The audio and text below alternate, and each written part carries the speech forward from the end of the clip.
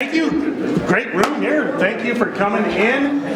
Just real quick kind of introduction, then we'll get started. I'm sure most of you probably know the topic and maybe know the lead guest here. This is Timothy Sykes. Give him a round of applause.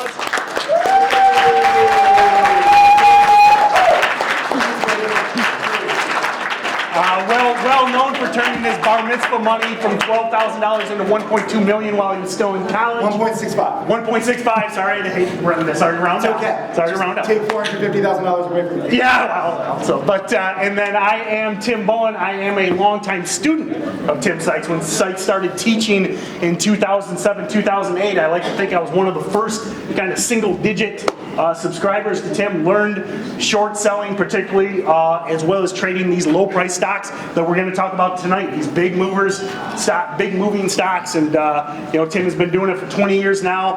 I'm on my 12th year, and we're going to talk about hot sectors, momentum stocks, how to spot the next one, how to trade them, setups in the past. I mean, we had some literally today. It's funny, even GLBS. I don't know if you guys saw GLBS, former shipper stock. If you remember Dries from a couple years ago, I mean, these things repeat, and here we've got GLBS up 150% in after hours today. So that's what we're going to talk about. Thanks a lot, and we'll get started.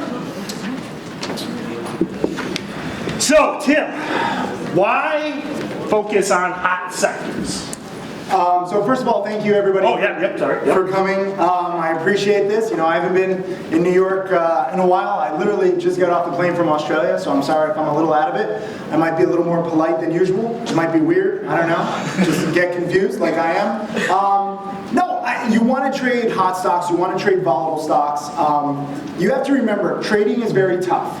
And you want to make this as easy as possible. And I'm not saying that trading will ever be totally easy, but there are steps that you can take to make it easier.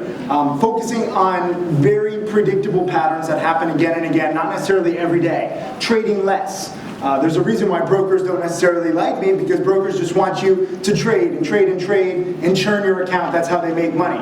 For you, you have to focus how do you actually make money and not make the broker's money. So you need to learn the best patterns, and focusing on volatile stocks is going to help you grow your account the fastest. And that's one of the things I wrote down to really discuss. And Tim talks about this all the time, and it's an idea that I have. I was a part-time trader for many years, and I still consider myself a part-time trader as well as Tim does. I actually consider myself a retired trader, because if you have that mindset where you are a retired trader, where you do not have to trade, even though obviously I'm a full-time trader, but I play these mind games because trading is so counterintuitive. So if you think of yourself as a retired trader, like you're sitting in front of the screen, you're watching, you're like one of these NFL players who like steps away from the game to like spend time with their family, but then you have to come back when there's a good play, and then you're like the NFL player who has nothing else to do in life, and they probably have a brain disease, so you need to go back because you have nothing else in life. So for me, I want to go back into a trade only when it's perfect, and that retired mindset makes me more patient than I normally would be. And I think that is one of the things, again, the organizers and a lot of the sponsors here, a lot of this industry, they want you active all the time. They want you trading all the time. A lot of this is a commissions-based business, and they want you trading all the time, and that isn't really in your best interest. I mean, when you've got a shipping stock run, or an electric stock run, or a marijuana stock, or an Ebola stock, or electric cars, all these trends, marijuana stocks, Chinese, especially Chinese electric stocks. I mean, that is the time when you got to make the hay when the sun's shining.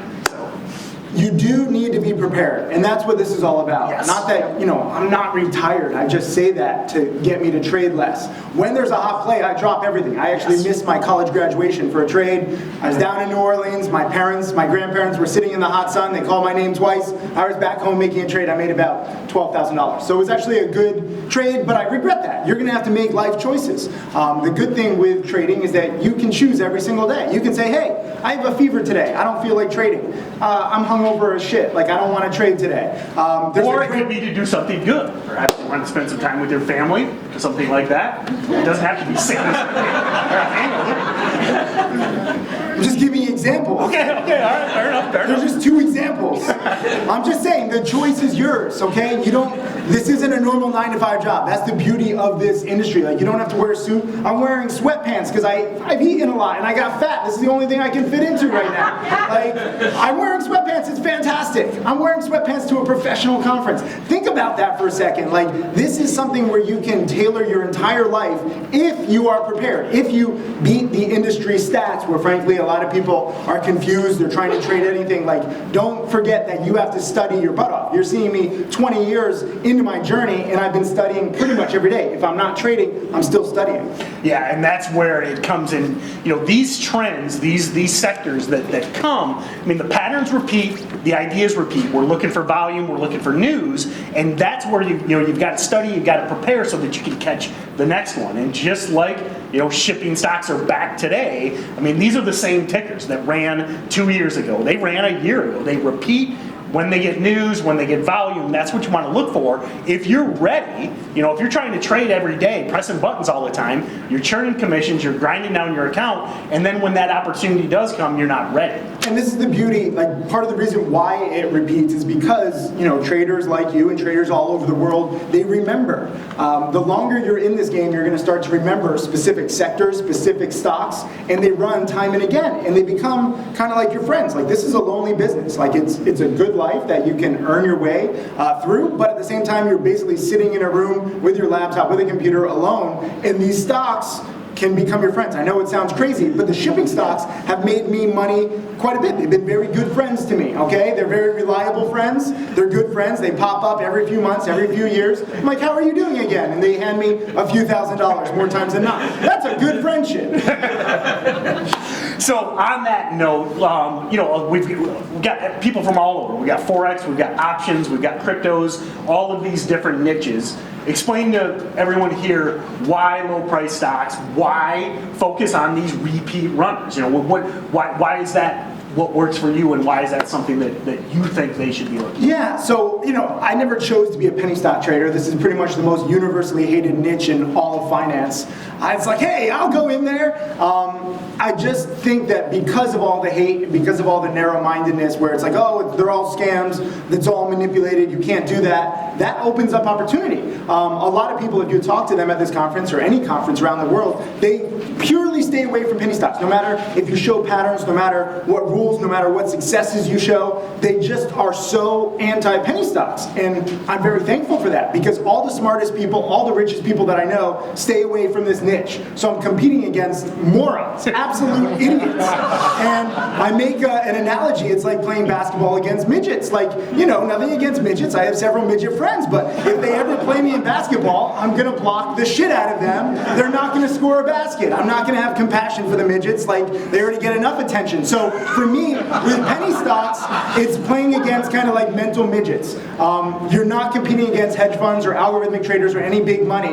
You're competing against average traders. In penny stocks, you're dealing with the laziest people. You're dealing with the most unprepared people. All of these, your desperation. They believe that every new penny stock is like the next Microsoft, which it never is. The beauty of what we've done and the strategy that we've refined over the past 20 years is that you don't believe in these companies. You're not saying this is like the best company. I'm just saying, look, this has the potential to run up. This has the potential to spike very quickly in 1, 2, 3 days. And with that potential comes the opportunity to make a few $100s or a few $1,000s on my small account. My strategy is ideal for small accounts. If you come to me and you say, I have $100 million, what can you do? I say, good luck, enjoy life, you don't need any more money. My strategy isn't for you. If you come to me and you say, I have $2,000 or $5,000, that's fantastic. My top student started with $1,500. He's up to over $8 million. So it's a very small account focused strategy.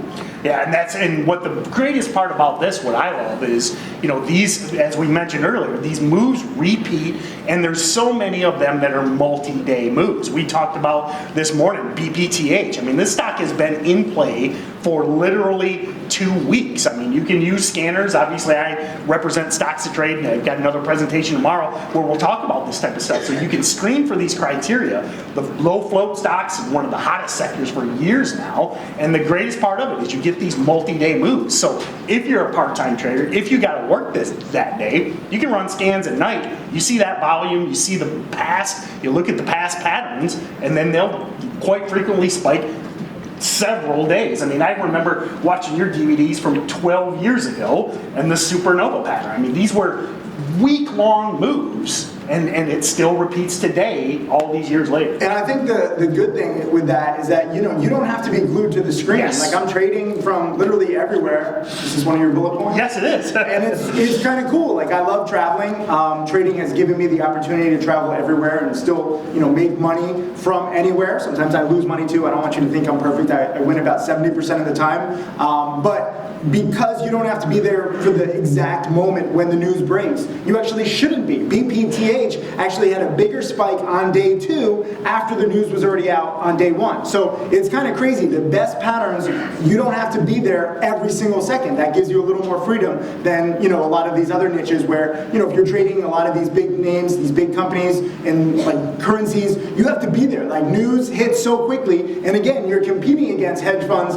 There's a lot more money to be made. So I kind of prefer my little niche where, the best case scenario is you're going to make a few $1 million over several years. But the good news is that's all you really need in life. I know several billionaires, and they're really unhappy. It's kind of crazy. They're in prisons of their own wealth. People laugh. I gave a whole TED talk about how I never want to be a billionaire. If I ever make that much, I'm going to donate. And I thought I really captured the audience. And the first 20 questions afterwards were like, what do you see the stock market doing? Why do you think this? Like, no one got what I said, but it's true. Like, you don't need that much money. I enjoy being a multimillionaire. I live pretty well, but I also give millions to charity, and I think that's something that all of you guys should do if and when you're successful.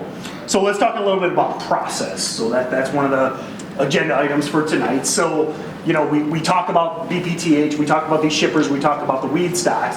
How does someone go about locating that next hot sector, that next hot stock? So every single day you should be focused on the biggest percent gainers. This is very simple, and simple works best. I've heard so many different strategies over the years with all kinds of advanced technicals and words I can't even pronounce, and I'm just like, I don't know any of that. KISS, keep it simple, stupid. That seems to work the best for me. Simple breakouts, simple big percent gains with news, because the news can travel, like we were talking about, for several days with penny stocks. Because most of these companies are scams, or most of these companies will fail eventually, it's not like we're saying these are great long-term picks. But with news, with technical breakouts, they get on the radar of traders galore. And traders galore, a lot of people who are just individual traders sitting at home, trying to make their money, trying to make $100 a day, $200 a day, they buy whatever's hot. So you have like this whole day trading horde, and you want to get them in a stock, because then it's pretty predictable. And you can actually bet against the day trading horde when the volume starts to fade too. So there's money on the way up and money on the way down. You get to choose. Yeah, so the process is, and it may be sound inelegant or unfun, I guess, if that's a word, but back when I was a part-time trader, I was running these scans I still do it today, but back then, every night I would look, I would put, I had my ear to the ground. What was moving? What's the why? Okay, I think that's something that so many, newer, intermediate, even advanced traders, like, why am I trading this? So write that down, start tracking this, keeping track of these things, and we saw that with the Chinese electric cars. I mean, one started perking up, then all of a sudden we got stuff like Solo, and you look that ticker up, went from like 1 to 5 in one day. They start warming up, and as you can detect that by showing up and spending just a few hours a day to look at this stuff. And Tim does it to this day. No matter where he is, what time zone is, he's looking at those tickers every night. And I think the best analogy is I have a YouTube video where I was feeding crocodiles in Bali, which was crazy. I think it has like 2,000 views. No one really cares. But if you Google Tim Sykes feeding crocodiles in Bali, you'll see where I'm feeding this duck to these crocodiles, which was an insane experience. And I'm like protected by this little tin wire, which isn't going to protect me at all. So I'm basically dead if the crocodile wants to like come at me. But I'm feeding this one crocodile, and there's like 10 other crocodiles hanging around the one. And the one eats the duck, and the other ones hear it, and they all start clamping for it. And it's very similar with these penny stocks. They're just alligators looking for dead ducks. Yeah, so that's one of the big... I have weird analogies. But it's true. If you watch this video, raise your hand if you've seen this video, if you're the one. My friend from Germany? No, I don't remember. No! One guy did? You saw it? Cool. Crocodiles in Bali. Fantastic. So that's where tracking data comes in. Use your spreadsheets, use your notes, whatever you want to do. But you can detect these sectors simply by looking at the stocks, what their business is, looking at the news, and you will see consistently, once you get one or two runners in this niche, there will be 3 or 4, and they start multiplying. And I also have to warn you, like when a penny stock starts rising or when they report positive news, it's very tempting to believe in them. You know, they issue the most pie-in-the-sky predictions. You must never believe a penny stock. You must never believe a penny stock CEO, even if they look you in their face, right? Like they're born liars. Almost every single penny stock will fail. There was one penny stock that succeeded, which is True Religion Jeans. They were a Vancouver pump, and somehow the jeans took off, and they became a real company. But other than that, and there's been like one gold company, one diamond company, I can name like 3 or maybe 4 penny stocks out of tens of thousands of penny stocks that I've seen over the years that have made it. So expect that every single penny stock will fail. Expect that every single person in the penny stock industry is lying to you, and you will never be disappointed. Yeah, that's a huge It's point. a cynical way to look at things, but it's true. If you go down with the ship, I get so many messages from people being like, but this company had this, but this company. Trust me, don't do it, okay? If you've read my book, An American Hedge Fund, Once Upon a Time, I believed in a company. They basically invented print-at-home ticketing. I was right about the technology. Actually, yeah, wrong about the stock. back up. Slow down. Give that I story. can't. I'm drinking coffee. No, that's fine. So talk about the worst trade of your career and why it was the worst trade. So once upon a time, I lost $500,000 plus of my own money, roughly $1 million of my hedge fund money. It was like roughly a 35% loss for my hedge fund at the time, which, you know, it didn't blow me up. No one wanted their money back. But when you lose 35%, you know, that kills your entire career, and, you know, people think I lose all my money. What happened was I believed in a company. I believed in a penny stock. I believed in the management. I was actually right about the technology, but I was wrong about the company, and I lost a lot of money. I got away from my trading rules. Back then, I didn't know how important it was to have rules. So if you take one thing away from me, even if you don't trade any penny stock, cut losses quickly. This has become rule number 1 for me. Back then, I took like a long-term investment. I couldn't even, you know, exit if I wanted to. I had restricted stock. Now I like to trade only actively traded stocks, like very liquid stocks, so that I can exit at a moment's notice. If there's something wrong with the market, if there's something wrong with the stock, I just exit. And if you look at my trades, I show every single trade. Define liquid. You know, usually a few million Because shares. that's a lot of the times, you know, in real stock land, people will say, oh, all these stocks are so illiquid. Well, I mean, I don't think we see some of these that trade 50, 60 million shares. Yeah, I don't want to be more than 1% of the volume. I think that's a good rule to live by, or, you know, even if you want to be aggressive, less than 5%. You want to be able to exit pretty quickly. So if a stock is trading 5 million shares a day and you have a 5,000 share position, it's pretty easy to exit. And that is key with these penny stocks, because you never know what's totally going to happen, right? Like, you can have the best setup, you can do all the research, you can be the hottest sector, and for whatever reason something goes wrong. You need to be able to exit. You cannot just sit there like a deer in headlights and do nothing, or worse, double up and triple up because your ego and your stubbornness wants you to make money. Okay, I'm willing to lose money on any single trade. It doesn't matter how much research I have. It doesn't matter my conviction. I don't want to let any small mistake turn into a big potential disaster. And this is a big problem. A lot of people dig in because they think like the stock is like owing them something, like it's like a personal battle. I spilled mine too. Cool.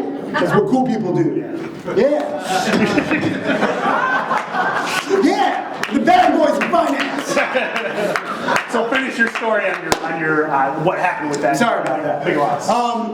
No, so I lost a lot of money. It sucked. I turned to drinking for several months. My whole, you know, you can Google like a lot of bad articles about me, like parties over for hedge fund king. When I started teaching, Reuters wrote this great article that said, failed hedge fund manager tries again. And I was like, the fuck? Like, that's crazy. But at the same time, it was good for me. It knocked me down. When you get too cocky, the market will humble you. And that is a fantastic opportunity. Even though it stinks in the moment, I'm very grateful, because that forced me to look at all my risk management, all my rules. It forced me to become much more conservative. That, in time, made me a better trader and a better teacher.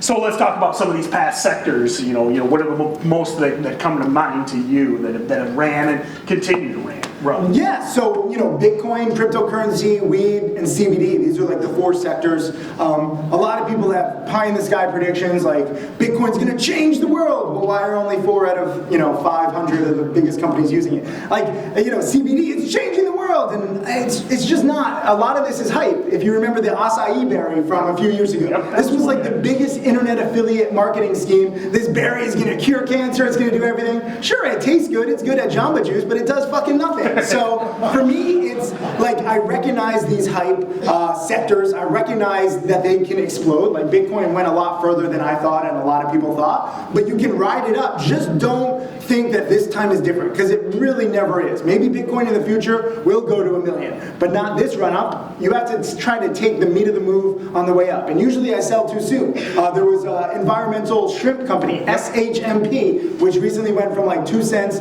to roughly $1 a share. In like days. In a few days. 800 or 8,000% in a few days. Yeah. So I bought it at 7 cents, I sold it at 9 cents. I bought it at 24 cents, I sold it at 28 cents. I took my 10-15% twice. I actually had a better trade on the dip when it crashed from 95 cents to 50 cents in one morning. Then I sold it at 60 cents and I made my 20%. So I like taking 10%, 20%. Even if I totally underestimate it, it's a safe, low stress kind of strategy. So another thing that we see quite frequently is news-driven events. So two that come to mind are, remember the body camera run? So if you remember when we had that civil unrest in Ferguson a couple years ago, there was all this news about these body cams that were being deployed in Ferguson, and we saw stocks move huge. We had an Ebola run. There was one. We thought everyone was going to die of Ebola. And it turns out Aaron Hernandez killed more people than Ebola did. Exactly. One person contracted Ebola in the U.S. I don't think they even died, but we had stocks go from 2 to 20 to 40.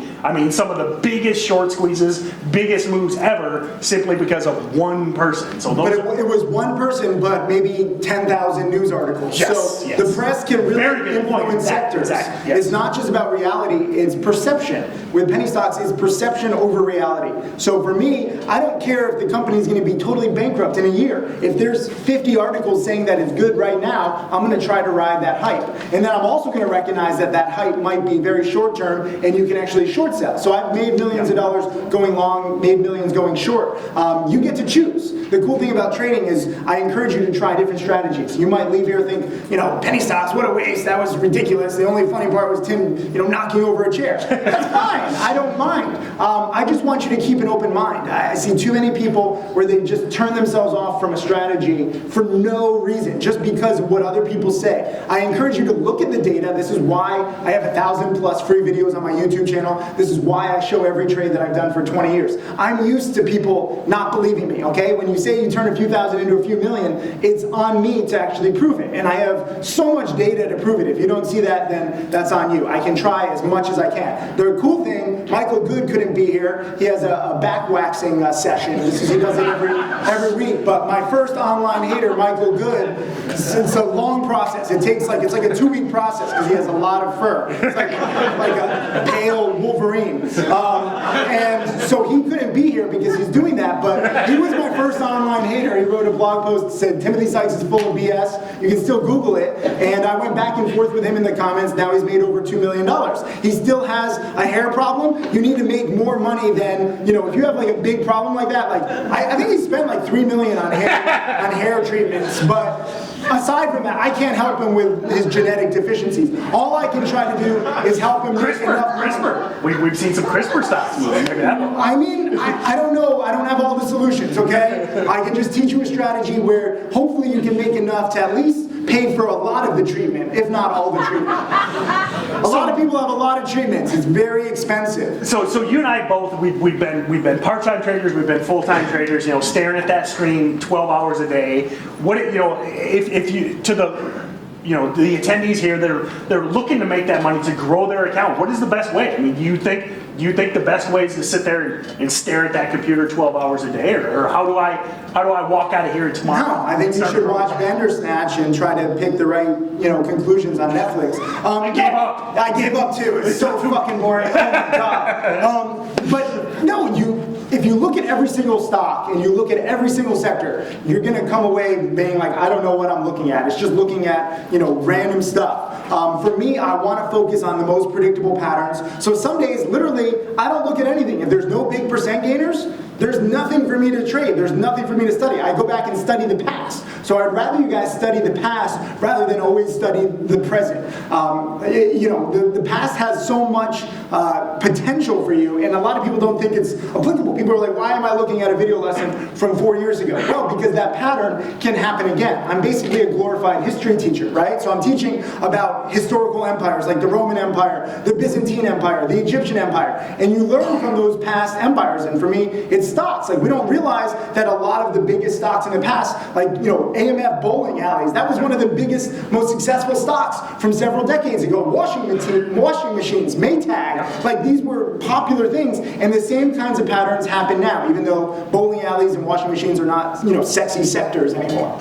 So, again, that point, I mean, you're here at a trading conference, you want to learn, you want to master this craft, but I think a mistake that so many make is you end up turning it into a job, and you chain yourself to trading. I think that's a huge mistake. I had a full-time business, traded part-time, went into trading full-time, and found out that it's a lonely business, staring at this computer all. There's a better way to do this, and if you can, back to the topic of tonight, if you can learn, study, track, and be there during the hot times, that's the best way to be successful. And that's the thing, like, also, it's not good to sit there all the time.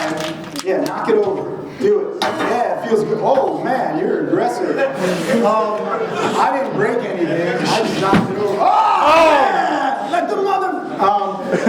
No, like, if you're in this game long enough, there's going to be times where it's so busy. There's going to be so many hot stocks, such a hot sector, you're going to have to say no to your friends, your family. You're going to be like, I got to focus. So when there's nothing moving, that's when you go spend time with friends, family, go work out. You kind of have to figure out the balance, but it's not a normal balance, because this is not a normal 9-to-5 job, especially with penny stocks. Maybe if you're trading other niches, other industries, you're looking for Amazon every day, there might be a trade every day trading Amazon options. This is not that. This, you have to wait for the right setups. And when there is no setup, either do nothing or study the past and learn what the right setup is. I find that most of my students, it doesn't matter how bad they want to be rich, they're not prepared when there is a hot stock. A lot of these brokers, a lot of these scanners, they don't even cover the stocks that are moving the most. Like, people are like using other scanners, they're like, I don't see this stock. That's not my problem. I'm trying to tell you what patterns exist. You have to prepare yourself and be there. There's brokers out there that don't trade the kinds of stocks that they don't allow it. So if you have the wrong broker and there's a perfect play and a perfect setup and you have no way to execute, you miss that opportunity. I hate seeing that. Yeah, if any of you were in my presentation this afternoon,